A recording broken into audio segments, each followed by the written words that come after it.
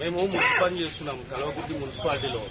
ఇప్పటి వరకు 22 తారీఖు వచ్చింది. మాకు ఇది వరకు జీతాలు లేవు. మా ఇంటికాడ మాలచిట్టోళ్ళు కానీ వాళ్ళు ఇంట్రెస్ట్ తీసుకున్నాం, వాళ్ళు వచ్చి మీద పడుతున్నారు. మాకేమో తిండికే ఇంట్లో మొత్తానికే అయిపోయినాయి. ఇప్పుడు 22 తారీఖు వచ్చింది. 8 రోజులు అయితే 2 నెలలు అవుతుంది. ఇది వరకు జీతాలే లేవు మాకు. దాని కొరకే మా సార్ని అడుగుదామని పని ఆపి ఇక్కడ కూర్చున్నాం. పోయిన నెల లేట్ చేసిరు, ఈ నెల లేట్ అయ్యి మళ్ళీ ఇప్పుడు నెక్స్ట్ గ్రూప్ లో అన్నారు. సరే సార్ మంచిదే, మాకు కూడా మంచిదే అనుకున్నాం. మళ్ళీ వచ్చే నెల కూడా ఇప్పటికే జీతాలు పడినప్పుడు వచ్చే నెల మాకు గ్రూపులు ఎప్పుడు చేసుకున్నాం. మళ్ళీ అది కూడా మళ్ళీ అప్పుడు కూడా నెల రోజులు ఆగంటే మేము ఏడంగా తినాలి, ఏం బతకాలి, ఏం వర్క్ చేయాలి.